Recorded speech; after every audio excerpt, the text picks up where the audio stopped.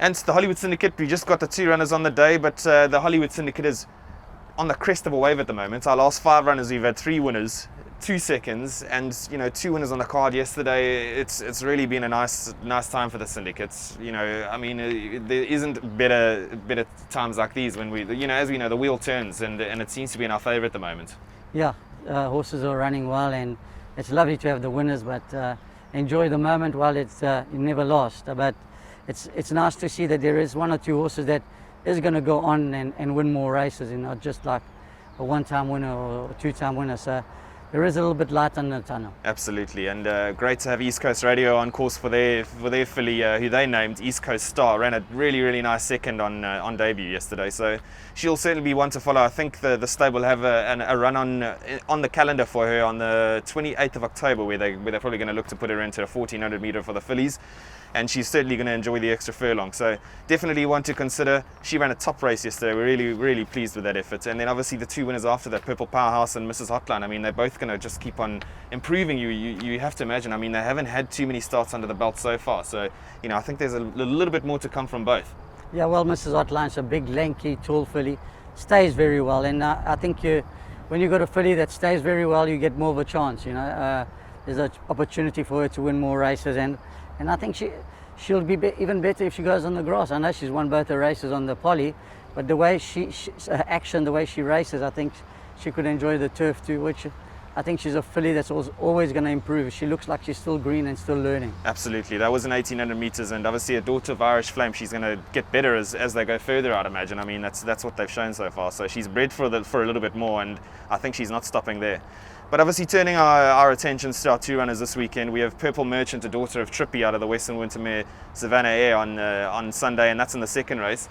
And so we've had a chat with the stable. You obviously have been to stables, seen her work a few times. She's had 2 grass gallops. They did say that she's expected to be green, but as far as her ability is concerned?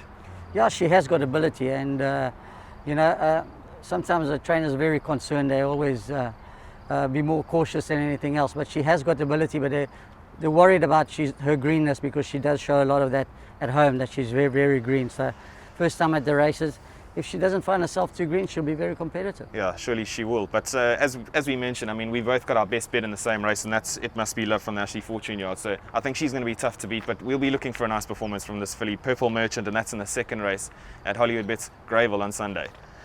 Then our second runner on the day comes in the third race, and that's Shivambu Songke. And she's a daughter of Korari, out of Trojan Bell, a top mare in a race mare in her time. She's certainly going to love the extra. I mean, she was a little bit one pace, and we knew that the 1200 metres at Scottsville on debut was going to be a touch short for her. She now steps up to 1700 metres, but drawn wide is obviously going to be a concern. Yeah, she is a lovely big filly, and she looks like she wants the ground. And Duncan was a little bit disappointed on the first run, but did say that she will stay.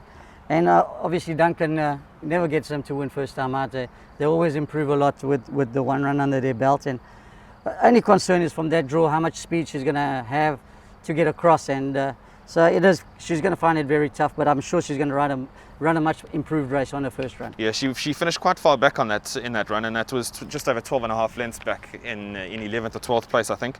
In 13th that was. But something that I noticed on the day, and I watched it closely and I watched the replay again, is that 100 meters past the winning line and she was almost first. She was almost in front of the field. So you just think that she was just starting to unwind, and she was very green, and she didn't really know what it was all about. And we know how Scottsville catches, Hollywood Bet Scottsville catches horses out on debut. We saw that with Spider's Corner. He didn't really run a good race on the same day. Yeah. And Easton's came out and won on Sunday, and that was just a second start. So I think, as you mentioned, Duncan Halsey doesn't really tune his horses up on debut, but we can definitely expect some big improvement from this filly if the draw doesn't take her out of the equation.